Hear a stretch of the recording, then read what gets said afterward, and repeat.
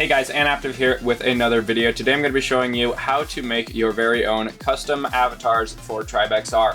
Now, before we get started, just know that TribeXR only supports half-body avatars. This means only half of a shirt, no legs. That still leaves a lot of options for customization. Without further ado, let's get straight into it.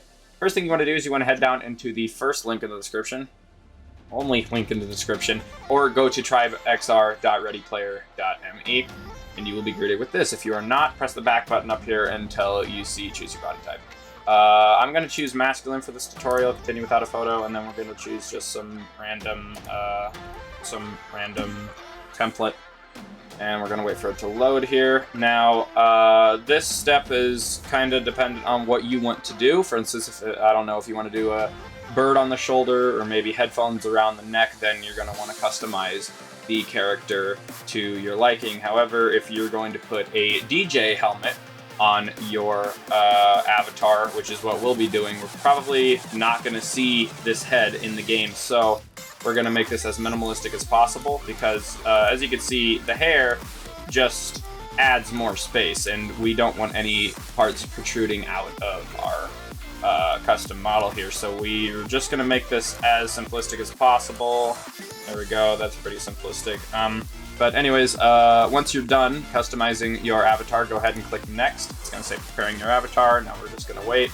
And after a while, you're going to see download the avatar. What you want to do is you want to press copy, open a new tab, and then go to that website. And it's going to download a .glb file for you. Alright, so now that you are in Blender, go ahead and press General right here to create a new file. We're going to delete the cube and the camera and the light by just left-clicking and then pressing delete. Now to move the camera around, because I know some of you aren't familiar with Blender, I'll give you guys just a short little tutorial. To move around the camera, you want to click and hold in the middle mouse button. And to position the camera instead of rotate it, you want to press and hold Shift right before you do that. And there you go. That is how to move the camera around in Blender.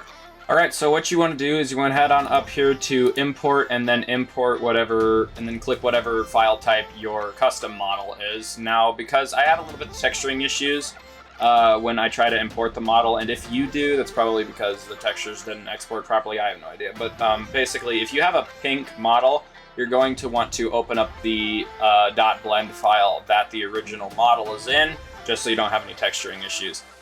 God, I hope that makes sense. And now what you want to do is you want to go to import and then press GLTF and import the model. Now what we're going to do is we're going to press 3 on our numpad. If you don't have a numpad, you can go ahead and press this, probably the X right here to go into the right orthographic view. Click the model and press G to move it around, R to rotate it, and S to scale it. And again, just press left click to finalize that. So I'm just going to position the helmet on right about there. So position it to where you want it to be on your model. Okay, now what you want to do is you want to select the model by selecting, not the armature, you want to select the model. Probably you can click one of the hands. And you want to press Tab to go into edit mode. If you don't go into edit mode, I have no idea why you wouldn't, you can go up here and then click that and then just click edit mode. Now what you want to do is you want to press Alt and Z, or you can click this button right up here to toggle X-ray. I'm not sure if it's the same on Mac, it should be though. Then what you want to do is you want to click and hold over this tool right here. It could look like any one of these. Just make sure that select box is selected again by clicking and holding, and then releasing the mouse when over it to select it. Now what you want to do is you want to select all the vertices on both of the hands, press delete, and then press delete vertices. You want to make sure that the hands don't exist. Now the armature can stay there because it's just going to basically be invisible. But if you don't delete the hands, you'll end up having 4 hands, 2 of which are just T-posing, and you don't want that.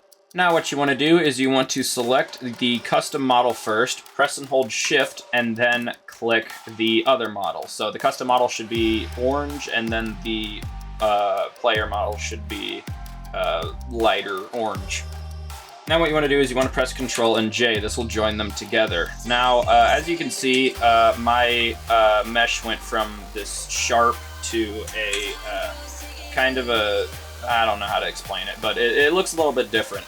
Now, if you're not happy with that, trust me, it'll probably look a little bit different in game, but just try to get used to it, I guess. Because trust me, that won't matter that much. Now, we're not done yet. What you want to do is you want to go into edit mode, and then what you want to do is you want to select one of the vertices of your model.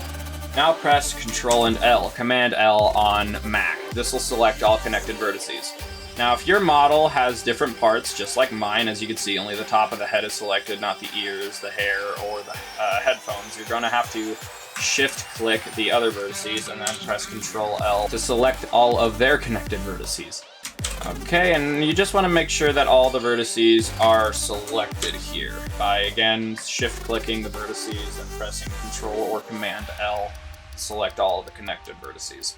Now I'm just going to move my head around. You don't really have to do this, but I would highly recommend it. Kind of just scale up and down, press Control-Z or Command-Z to undo that. Just make sure that you have everything. If you selected any of the player model vertices, you're going to have to restart selecting because you do not want to do that.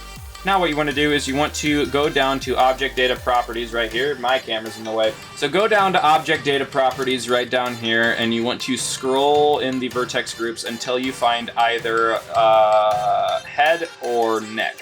If your custom model is attached to the head, then you want to click head and click assign. If it's like, again, headphones or a bird or I don't know what you guys are doing, if it's on the neck, you're going to choose neck and then click assign.